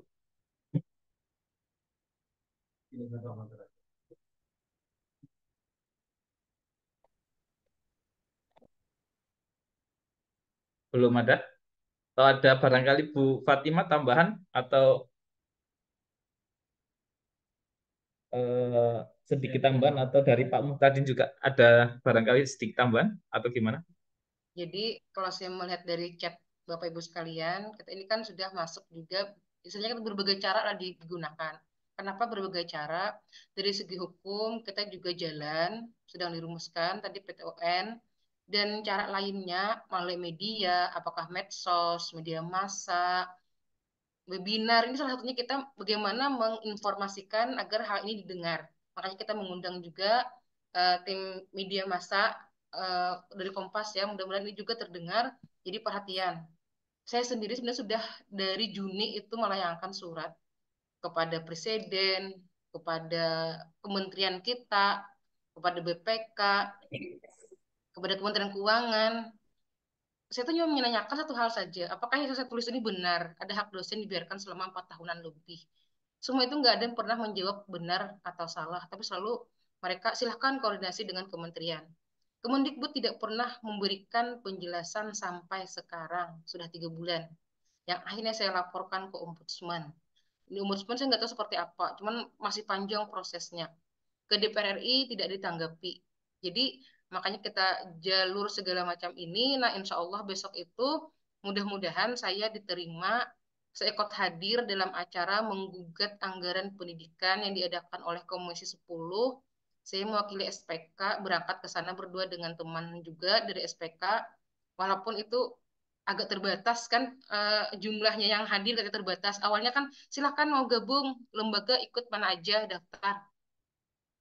Terus itu akhirnya saya udah surat tugas dari SPK saya pegang, ada yang dibilang terbatas, tapi mohon kata saya beri beri beri tempat agar kami bisa masuk ke sana. Saya bilang saya akan datang 2 orang besok pagi jam 9 sampai jam 3 sore di Jakarta. Jadi yang berangkat ini insya Allah mudah-mudahan selamat di perjalanan. Saya bisa menyampaikan seluruh tadi, saya juga akan print, saya sampaikan, kan saya itu hadir Komisi 10 2 orang, hadir juga kementerian dari Kementerian Kemendikbudristek, hadir juga para tokoh pendidikan, jumlahnya 12 orang. Semoga saya bisa menyampaikan di sana, dipermudah urusan. Walaupun mungkin nggak boleh masuk, kami akan datang di sana. Akan datang ke sana, semoga dipermudah. Ya, nanti insya Allah saya Senin sudah janjian sama Bung Ferry Amsari akan mengadakan podcast di Jakarta hari Senin sekalian perjalanan ya. Mudah-mudahan dipermudah. Tahu kan Pak Ferry Amsari mungkin channelnya lebih luas. Siapa tahu ini karena dia kan dia masalah hukum tata negara ya tahu ya. Semoga perjuangan kita ini apapun dilakukan dan jangan lupa juga doa ini adalah senjata kita. Saya yakin di sini kenapa kita didiamkan 4 tahun lebih. Saya hanya tadi berpikiran inilah kenapa Allah itu ingin memperjalankan kita. Allah itu maha adil. Bayangkan kalau itu dibayarkan, itu menutupi hak kita selama 9 tahun dibiarkan. Jadi kita hanya berprasangka, walaupun manusia bisa berbuat tidak adil, tapi ada yang maha adil yang mempergilirkan kita. Tapi harus kita perjuangkan. Saya yakin janji itu ada, sudah ditentukan. Apakah itu janji pasti ada, tapi bagaimana kita memperjuangkan bersama-sama. Walaupun ya, kadang ada sindiran juga, bahkan dari teman kita sendiri, maksudnya teman kita ini sama-sama dosen, ya macam-macam lah ya, misalnya kan karena ada yang bilang kekayaan segala macam. Dan sebelumnya saya sudah juga konsultasi kepada DPR RI dalam minggu tadi, walaupun jawaban itu agak kecewa, tapi ya kita namanya itu kan itulah kebijakan yang sekarang dilaksanakan oleh pemerintah kita. Bagaimana agar terus memacu PTN itu menjadi BLO PTNBH. Tapi dampaknya luar biasa. Buat apa anggaran 20%? Padahal ini loh yang tepat itu. Tukin itu tepat sekali diberikan kepada dosen. Karena kalau dosennya tidak sejahtera bagaimana? Kita ini bukan masalah kekayaan, masalah keadilan. Dosen lain gaji 10 juta. Kita gaji baru 3 juta. Ketika dapat serdos, kita 7 juta, mereka sudah 14 juta. Istilahnya kan, ketidakadilan itulah yang kita perjuangkan. Dan kita yakin ada yang maha adil. Itu saja, kita perjuangkan bersama-sama. Kita sudah sepemahaman tadi yang saya sampaikan. Tinggal kita bagaimana ke depannya ini. Mudah-mudahan doakan saya besok berangkat dini hari dari rumah, karena tanah laut ini dari bandara lumayan jaraknya, pesawat jam 6 pagi sampai ke sana jam 7 pagi. Kami meluncur ke di hotel acaranya. Mudah-mudahan saya bisa menyampaikan. Acaranya live streaming juga. Mudah-mudahan saya bisa menyampaikan, diberi waktu lah. Kita usahakan segala cara ya. Itu aja saya dapat saya sampaikan. Mohon dukungan semuanya ya. Itu aja. Silakan Pak Dewam. Baik, terima kasih Bu Fatima.